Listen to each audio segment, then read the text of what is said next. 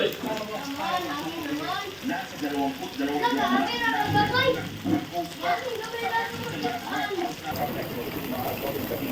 ay expired na ng fire out ang fire operation sa White House number 8 ng impact na makakoy kaya sila pamapla yung tulad at magkakalimutin yung mga White House kaya sila kapatid ito ng mga puntero. Ito naman sa nangyayari pa rin na old school ay nagdaragan na mga authorities ang puntero at magdalala ang sa mga old school para makasali ang papunto o patungan dito mga lahi na kumalat sa ilo. Maraming salamat din, Ms. Dapo.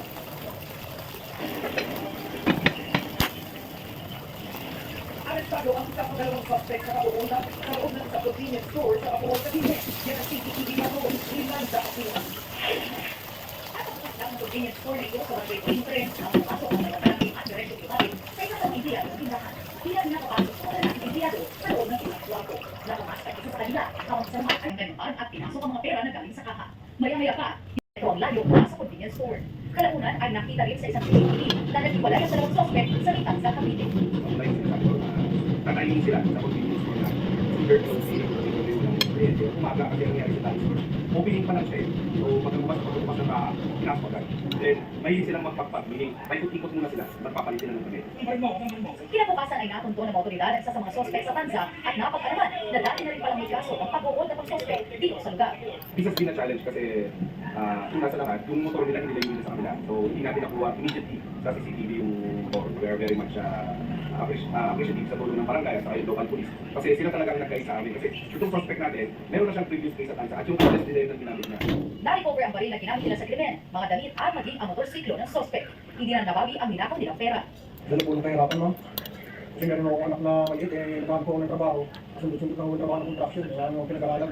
Imigat na ako, wala akong natanggap. Nakaharap sa reklamong robbery ang suspect habang patuloy pang pinutugi sa mga pulis ang nakatakas niyang kasamahan. Liza Aquino, ABS-CBN News.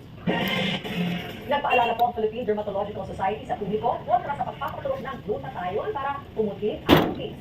Bukod sa hindi rehistrado ang glutathione para sa ganitong paraan, posible rin makaranas ng side effects ang gagamit nito. Nagpapatrol, Rafael Busacos. Naganap sa social media ang mga promo sa pagpapaputi ng balat sa pamamagitan ng glutadrip o pag-inject ng glutathione. Pero nagbabalatong po dito ang Philippine Dermatological Society. Hanggang ngayon, kahit sa maingat nilang pagsusuri, wala pa rin maganap ng mga bagong public studies tungkol sa efficacy ng hydroquinone o CYP. Ang ebidensya ay ikas na glutathione para sa CYP ay hindi pagkakita. Para tayo na may pagkakita. Ipag pa umalo ang epekto ng glutathione kapag karenta ito iniinom sa mga ng calcium para sa gamot na iniinom na dagat sa tiyan para mag-breakdown ng mga acid na papababa ng alay o konsentrasyon ito bago umami sa dugo. Ang intravenous na pagsigaw ito ay pwedeng magresulta sa matataas na dose at pwede na overload ang ating mga bato. May mga report din ng kidney failure, gastritis, headache, dizziness, diarrhea, nausea and vomiting, ang mamantal ng balat, ang mga ng balat, nagtutuloy ang parang dito para sa Drips. Ang mas dapat bigyang pansin at pag-aalaga ay ang kalinisan at kalusugan ng balat at hindi ang kulay ng kutis. Rafael Osano, ABS-CBN News.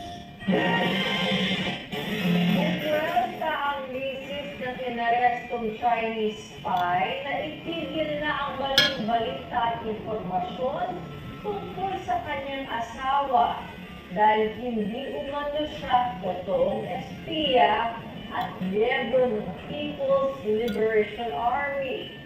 Nagpapatrol si Ana Brocco. Isa lang po mula sa atin po. Hindi po spy po.